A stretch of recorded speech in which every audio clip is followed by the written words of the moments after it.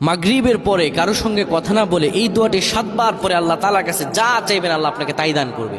অভাবে আছেন, ঋণগ্রস্ত আছেন, মাথায় টেনশন, ঋণের বোঝা, বাড়িতে থাকতে পারতেছেন না, আল্লাহ সব আপনার পেরেশানি দূর করে দেবে ইনশাআল্লাহ। যদি আপনি আমলটি করতে পারেন, আমল মানুষের জীবন বদলিয়ে দেয়, আমল মানুষের জীবনকে পরিবর্তন করে দেয়। আল্লাহ তাআলা আপনার সব দোয়া কবুল করে নেবেন ইনশাআল্লাহ।